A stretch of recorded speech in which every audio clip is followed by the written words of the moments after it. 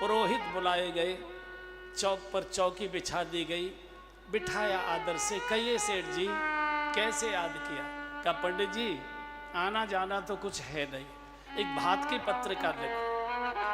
और ये भात की पत्रिका नहीं लिखाई जा रही, कहीं आपको हरिद्वार वगैरह जाएं तो नरसी के भात की पुस्तक खरीदिए, आप एक बार उसको पढ़िए कि बड़े लोगों की क्रूरता क्या होती है, धन की क्रूरता क्या होती है और भजन की महिमा क्या होती है। आपको दोनों का दर्शन हो जाएगा उसमें। हंस हंस के खिलखिलाते हुए लिखे जा रहे, ये भात की पत्रिका नहीं लिखाई जा रही, ये कुबेर के भंडार की सूची बनाई जा रही है। सारा आंगन खिलखिलाकर हंस रहा है, मेरे लिए ये लिख दो, मेरे लिए ये लिख दो, मेरे लिए। बंधु और बहनों, पद और मद ये दोनों सगे भाई माने गए, ये एक ही माँ के गर्भ से पैदा होते, पद और मद। और पद को अगर मद में बदलना हो, कुछ भी मेहनत करने की आवश्यकता नहीं, पाके पेट पर जरा सी अहंकार की घुंडी लगा दो, पद ही मद हो जाया करता है। और पद का मद व्यक्ति को बहरा कर देता है और धन का मद व्यक्ति को अंधा कर देता है। धनी को कोई भूखा नंगा रोता कराहता चिल्लाता सिसकता वो दिखाई नहीं देता, और पद पर बैठे हुए व्यक्ति के कान बहरे हो जाते, उसको किसी की करुण पुकार नहीं सुनाई पड़ती है। पद और मद ये सगे भाई है। खिलखिलाकर चिट्ठी लिखी जा रही, सारा आंगन ठाके भर रहा है, लेकिन गरीब बाप की, गरीब नरसी की, गरीब बिटिया रामा किवाड़ की आंट में बैठकर सिर पीट रही है, धरती पर पछाड़ खाती है, दीवार से सिर टकराती है, हाथों से सिर पीटती। क्या करूं?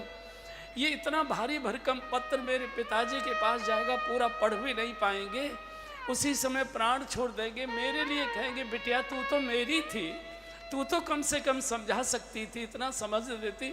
जिसके पास 2 समय के भोजन की व्यवस्था नहीं है, उसके लिए इतना बड़ा भारी भरकम पत्र मैं कैसे करूं? आंगन में जा नहीं सकती, ससुर को टोक नहीं सकती, पंडित जी के हाथ से पत्रिका ले नहीं सकती, करूं तो करूं क्या?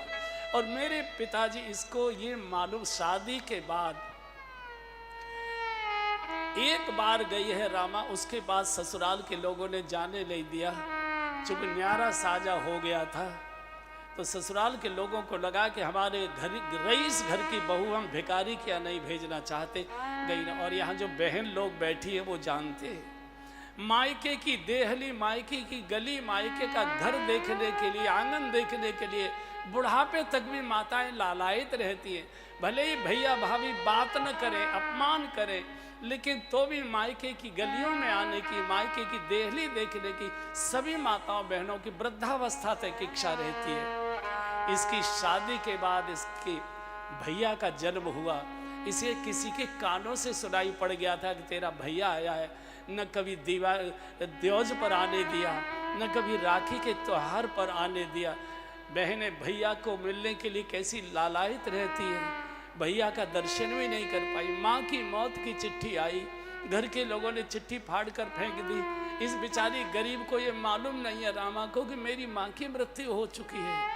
कैसी भोली भाली, इतने वर्षों के बाद ससुराल का जब ये प्रश्न चला, मायके का पत्र का जब चला, कितनी गदगद रही होगी। लेकिन सोचते इतना भारी भरकम पत्र कैसे पढ़ पाएंगे, क्या करूं? तो जब सहन नहीं हुआ तो कुंडी खटखटाई। संयोग से रामा के पति ने कमरे की ओर देखा तो इसने घूंघट से इशारा कर दिया, अंदर आ जाइए।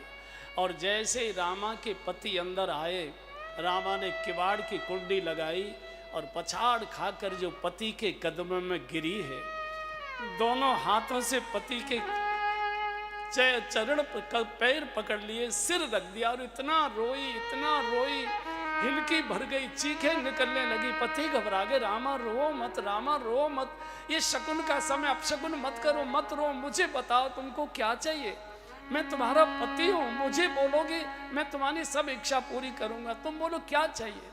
और जैसे ही कहा तुमको क्या चाहिए मुझे बताओ, मैं तुम्हारा पति हूँ, रामा ने बड़ी बेशर्मी से अपने सिर का पल्ला उठाया और पति के कदमों पर बिछा दिया। मुझे कुछ नहीं चाहिए, मुझे मेरे बूढ़े पिता के प्राण भीख में चाहिए और मुझे कुछ नहीं चाहिए। इतना भारी भरकम पत्र जिसके बाद 2 समय के भोजन की व्यवस्था नहीं। मैंने सुना है मेरे ताऊ जी ने मेरे पिताजी को घर से बाहर निकाल दिया, संपत्ति से बेदखल कर दिया, भिक्षा मांगकर खाते पीते। मुझे आपने शादी के बाद मायके की देहली गलियां नहीं देखने दी। मेरी शादी के बाद भैया पैदा हुआ, मैंने कभी टीका नहीं किया उसको देवज का, कभी मैंने राखी नहीं बांधी, आपने मुझे जाने नहीं दिया। एक दीपक टिमटिमा रहा है बूढ़ा, आप उसको भी बुझाना चाहते। मेरा सारा ट्रंक लुटा दीजिए, मेरे सारे जेवर लुटा दीजिए।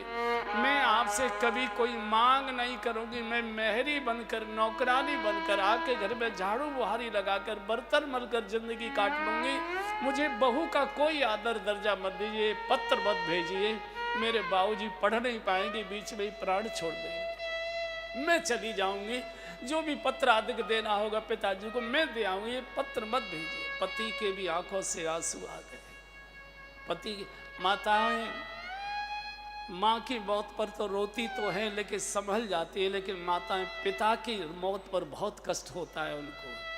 क्योंकि माँ का माँ के कारण नहीं होता, माँ का पिता के कारण होता है। जब तक बेटी के पिता जीवित रहते हैं, बेटियां सीना तान कर अधिकार पूर्वक मायके में आ सकती है, जा सकती है। लेकिन पिता की मृत्यु के बाद माँ भैया और भाभी के अधीन हो जाती है, फिर मायका अधिकार पूर्वक नहीं मिलता, भैया भाभी की कृपा से मिला करता है। बहुत रोई, पति भी रोने लगे, रामा धैर्य रखो, मैं सब संभालूंगा। यहाँ से नाई को पत्र बंद करके दिया।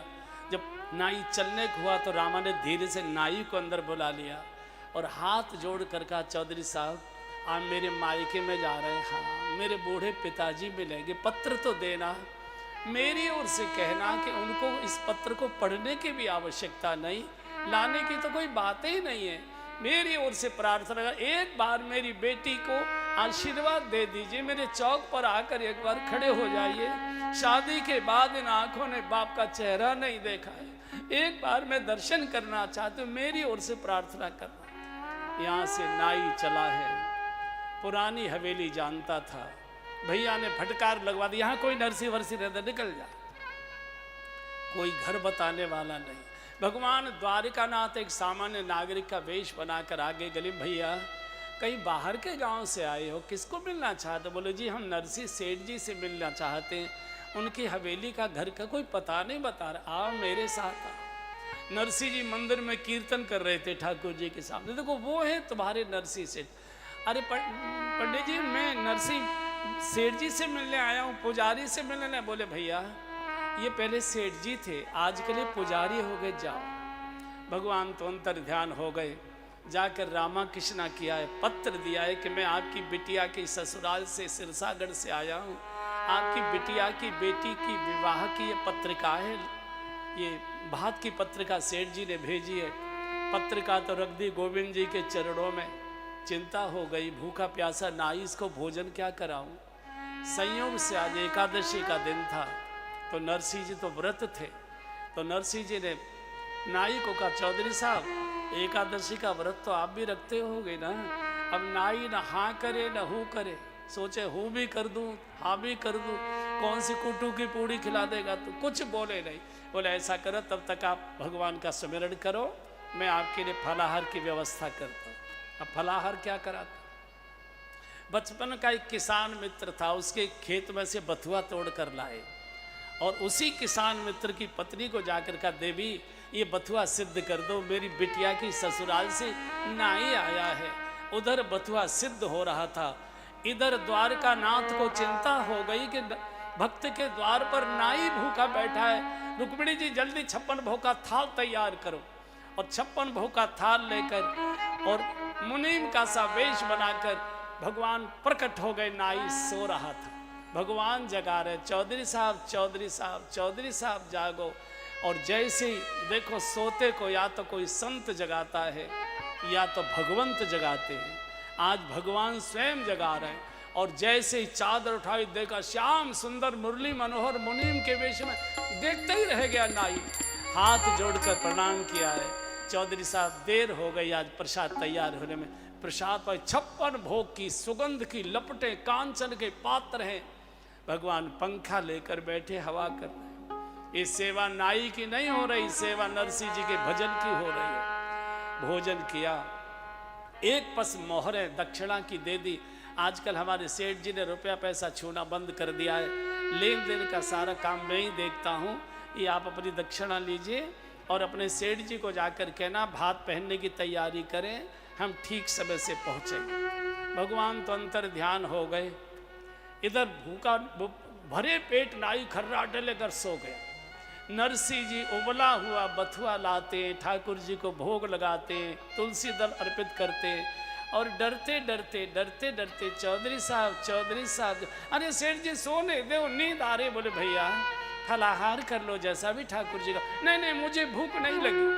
नरसिंह जी को लगता है कि मेरी गरीबी पर तरस खा कर कह रहा, भैया कोई बात नहीं, ठाकुर जी का जैसा भी प्रसाद है पा लो। अरे मैंने पा तो लिया। पा लिया कहाँ से? बोले आपका मुनीम आया था ना, वो देखो ये 56 भोग का थाल छोड़ गया, सारे कांचन के पात्र और इतनी दक्षिणा भी देंगे। नरसिंह जी के हाथ से बथुआ का थाल छूट कर गिर पड़ा।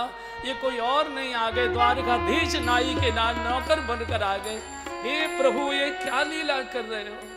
यहाँ से नाई को विदा किया है।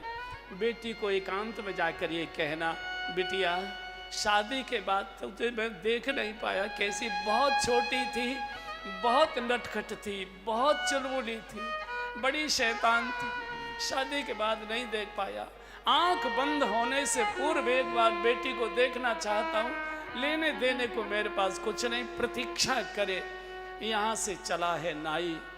इधर नरसिंह जी पत्र लेकर भैया के पास गए, फटकार दिया, तुझे मना किया था इधर गली में आना नहीं। गरीब का बंधु कोई नहीं होता है, सब रईसों के ही हुआ करते हैं। बिना रिश्ते के भी रिश्ते निकाल लिया करते हैं। गरीब को तो कोई गली में पहचानता भी नहीं है। आकर गोविंद जी के चरणों में बैठ गई, पत्र का रख दी और कहा, गोविंद ये मेरी बेटी का भात नहीं है, ये तेरी बेटी का भात। जाएगी लाज तिहारी गोविंद मेरो कछुनाएं बिगड़े, जाएगी लाज तिहारी। मैं तो चरणों में अर्जी लगा सकता हूँ, मर्जी तो तेरी है, जो चाहे सो निर्णय देना। नरसिंह जी अर्जी लगा रहे हैं। अर्जी हमारी मर्जी तुम्हारी, अर्जी हमारी मर्जी तुम्हारी। हे नंद नंदन बांके बिहारी, अर्जी हमारी मर्जी तुम्हारी। हे नंद नंदन बांके बिहारी, अर्जी हमारी। पूजा न जानू पाठ न जानू, पूजा न जानू पाठ न जानू। हे श्याम सुंदर मदन मुरारी, हे नंद नंदन बांके बिहारी, अर्जी हमारी मर्जी तुम्हारी। हे नंद नंदन बांके बिहारी, अर्जी हमारी। हे अविनाशी घट घट वासी, हे अविनाशी घट घट वासी। हे श्याम सुंदर मदन मुरारी, हे नंद नंदन बांके बिहारी, अर्जी हमारी मर्जी तुम्हारी। हे नंद नंदन बांके बिहारी, अर्जी आज का दिन है, नहीं पहुंचा बेटी प्राण त्याग देगी। देवरानी, जिठानी, ननद, सास, गली मोहल्ले के लोग 10 तरह के तायने मार मार कर मेरी बेटी को मरने के लिए मजबूर कर देंगे, कोई साथ जाने वाला नहीं, कैसे करूं? तो उसी किसान मित्र से एक टूटी सी उसकी गाड़ी, बूढ़े से बैल मांग लिए, 16 अंधे साधु बिठा लिए, बाबा मेरी बिटिया को आशीर्वाद देने चलो। चलो भैया। और भगवान जब परीक्षा लेता है तो बहुत क्रूर होकर परीक्षा लेता है। भगवान करुणावान भी बहुत है और भगवान क्रूर भी बहुत है। जब परीक्षा लेता है बहुत क्रूर होकर परीक्षा लेता है। और परीक्षा का पांसा फेंक दिया भगवान ने नरसिंह जी की ओर।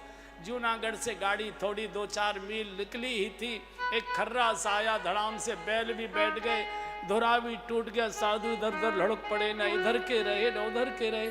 नरसिंह तो चीखने लगे, रे विधाता ये क्या कर दिया तुमने?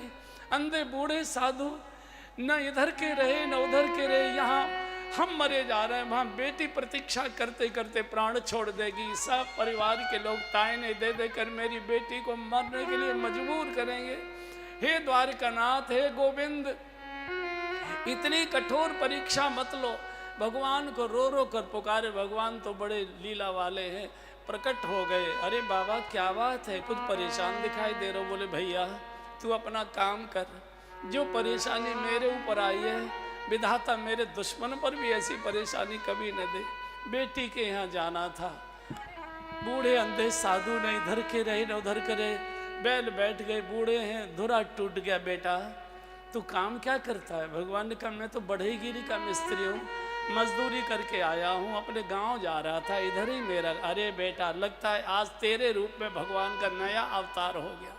तब तब प्रभु धरि विविध शरीरा, हरय कृपा निधि सज्जन पीरा। भैया हमारी गाड़ी का धुरा ठीक कर दो। अब क्या करना था? भ्रकुटी विलास सृष्ट लय होई, जिसके संकेत से सृष्टि बनती बिगड़ती हो उसको क्या करना? खुटखुट करके नाटक। अब ले बाबा गाड़ी। हाँ बेटा ये तो अच्छा, बैल बड़े कमजोर हैं, मैं थोड़े हमारे बैलों को सहारा लगाकर खड़ा कर दो।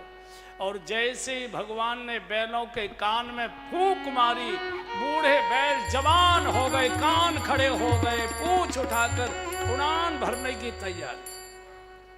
नरसिंह जी ने कहा बेटा तू तो बड़ा गुड़ी वालों पड़ता। बोले बाबा गृहस्थी चलाने के लिए बहुत सारे काम मुझे सीखने पड़े। तो नरसिंह जी ने पूछा बेटा एक बात बता, तू किधर जाएगा? बोले जाना तो मुझे भी इधर ही है, मेरा भी गांव इधर ही है, सिरसागर से थोड़ा पहले है। तो तुझे गाड़ी चलानी आती है कि नहीं?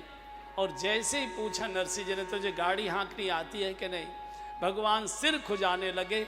भगवान को कुरुक्षेत्र का मैदान दिखाई देने लगा। बाबा बहुत वर्ष पहले एक राजा के लड़के का रथ हाँका करता था, देखता हूँ अभ्यास बना रहना चाहिए कब किसका रथ हाँकने को। और गढ़वारे की जगह पर भगवान द्वारिकानाथ बैठ गए। और जिसके जीवन की गाड़ी की डोर द्वारिकानाथ स्वयं अपने हाथ में ले ले, उसकी जीवन की गाड़ी तो उड़ती ही चली जाएगी, कौन रोक पाएगा? गाड़ी उड़ी चली जा रही है।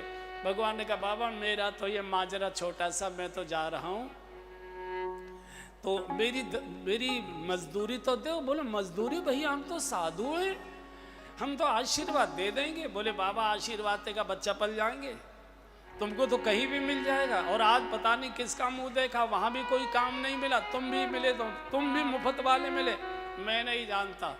या तो मेरी मजदूरी दे, नहीं गाड़ी बैल छोड़ो, जब हो जाए तो ले जाना। नरसिंह जी ने कहा भैया इतनी कर्री मत अटकावे। बोले मैं अटकाता भी हूँ, निकालता भी हूँ अटकी को, इसलिए लोग मुझे छलिया भी कहते। पैसे दो गाड़ी ले जाओ। तो नरसिंह जी ने कहा अच्छा एक बात बता, मजदूरी में रुपया पैसा ही चलता है, तेरे यहाँ के कुछ और भी चलता है? बोले क्या है तुम्हारे पास? बोले अगर हम तुमको एक मीठा सा भजन सुना दे तो? भगवान ने सिर खुजाए। बोले बाबा वैसे तो कहावत है भूखे भजन न होए गोपाला, पर अब कुछ भी नहीं मिला, चलो भजन ही सुना दो। कैसा तुम सुन? भजन क्या सुनना था? भक्त की वाणी सुनने के लिए भगवान लालायित थे, सुनाओ। नरसिंह जी ने अपना एक तारा कसा, बाकी अंधे संतों ने अपने अपने वाद्य यंत्र कसे, और मजदूरी में सब मिलकर भगवान को भजन सुनाने। दीनन के नाथ दयाल हो, भजो राधे गोविंदा। दीनन के नाथ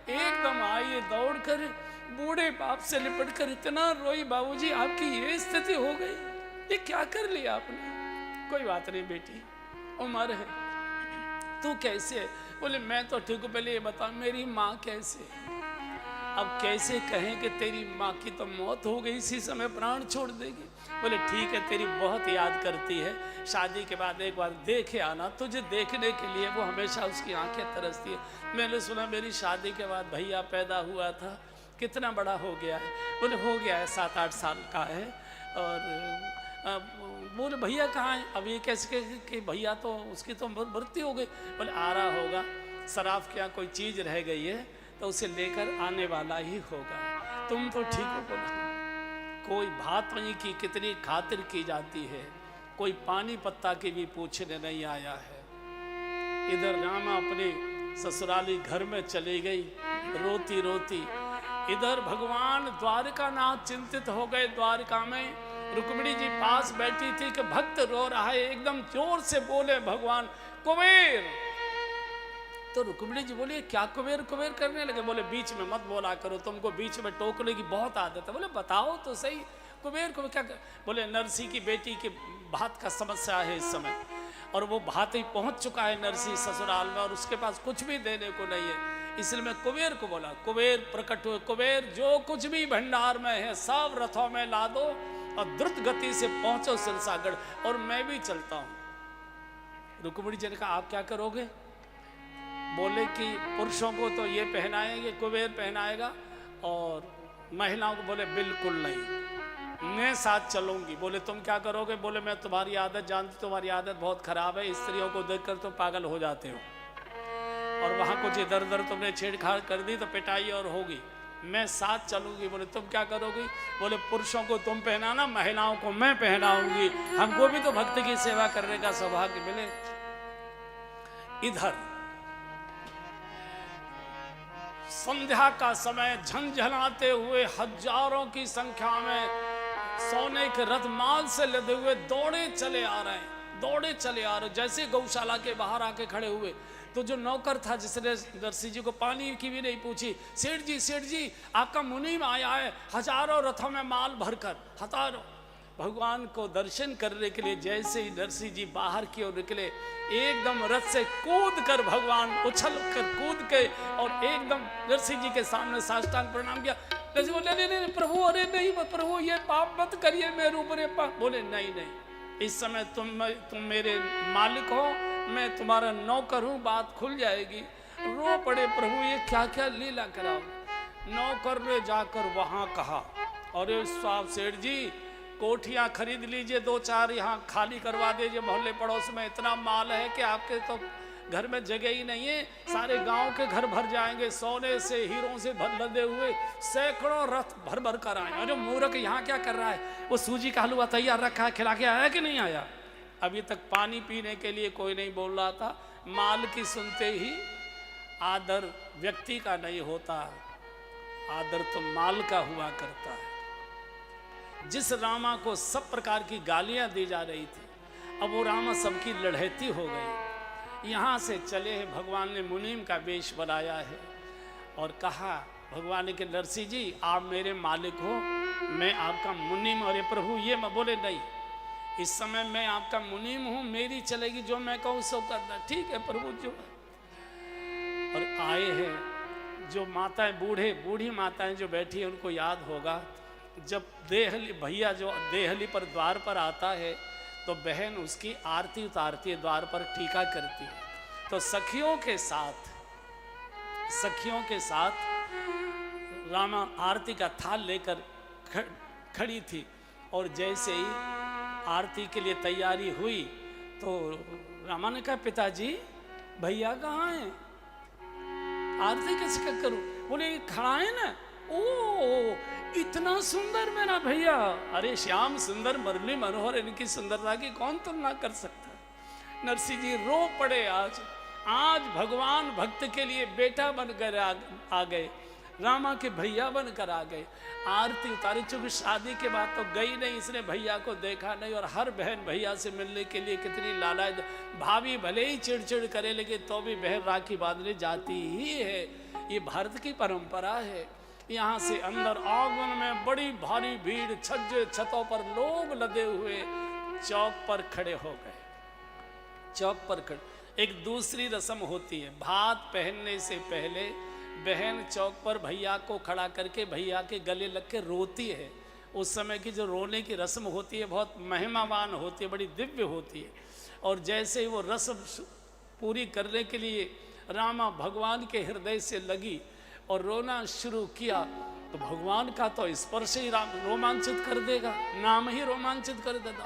हिलकी भरने लगी रामा, तो भगवान पीठ थपथपाते, बहन हो गया नेक हो गया, बस भात पहनो, हमको तुरंत लौट कर जाना है, हम यहाँ का जल भी नहीं पिएंगे तुम्हारे यहाँ का, हमको तुरंत लौट। और जैसे जैसे भगवान पीठ थपथपा रहे, रामा का रुदन और बढ़ गया। अब क्या करें, तो भगवान ने जो अंगरखा में भीतर पीताम्बर छुपा रखा था, उस पीताम्बर को बटनों के बीच में से निकाला और रामा के आंसू पोंछने लगे। तो जब भगवान ने पीताम्बर से आंसू पोंछे, तो जो महिलाएं खड़ी थी आंगन में रामा के साथ, उसमें एक पानीपत की भी महिला थी।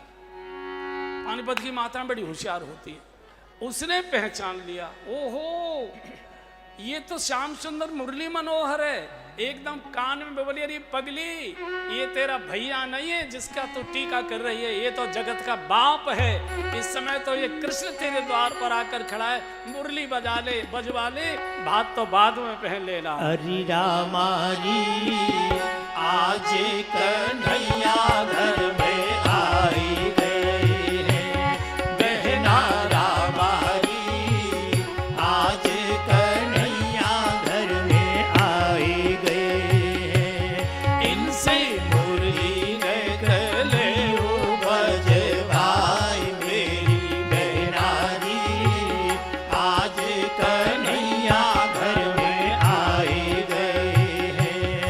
इनसे मुरली गले बज भाई मेरी बहनारी आज कन्हैया घर में आई गए हैं।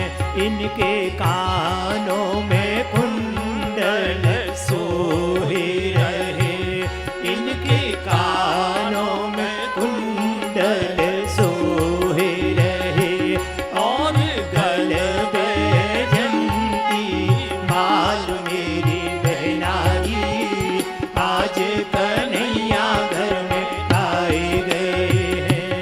और गल बैजंती माल मेरी बहनारी आज कन्हैया घर में आए गए हैं। इनको माखन मिसरी पवाए दियो, इनको माखन मिसरी पवाए दियो, और सेवा करियो हजार मेरी बहनारी आज कन्हैया घर में आए गए हैं। और सेवा करियो हजार मेरी बहनारी आज कन्हैया घर में आए गए। बात खुली, ऐसा अलौकिक भात न कोई पहन पाया न पहन पाएगा। तो भगवान भक्त के वश में है। भगवान स्वयं कहते हैं, मैं तो तो हूँ भक्तन को दास, भक्त मेरे मुकुट मणि, मैं तो हूँ भक्तन को दास। मुख भज भजू मैं उनको हूँ दासन को दास, मुख भज भजू मैं उनको हूँ दासन को दास। सेवा करे करूँ मैं सेवा, हो सच्चा विश्वास, यही तो मेरे मन में कही, मैं तो हूँ भक्तन को दास। मैं तो भक्तों के अनुसार। भगवान वैसे तो स्वतंत्र है, परम स्वतंत्र न सिर पर कोई, लेकिन दो बातों में भगवान परतंत्र हैं। एक तो भगवान अपना रूप नहीं बना सकता, दूसरे भगवान अपना कोई स्वयं नाम नहीं रख सकता। जयपुर से जैसी मूर्ति बनकर आ गई, भगवान उसी रूप को स्वीकार कर लेते हैं। वो कभी नहीं कहते भैया जरा ब्यूटी पार्लर ले चल, आंख थोड़ी ऊंची नीची सी दिखाई दे रही है, थोड़ा सा ठीक ठाक करा। ऐसा नहीं, जैसी मूर्ति आ गई भगवान उसी रूप को स्वीकार करते हैं। और जो नाम भक्त ने अपने भगवान का रख लिया, उसी नाम को सुनकर भगवान प्रकट हो जाते हैं।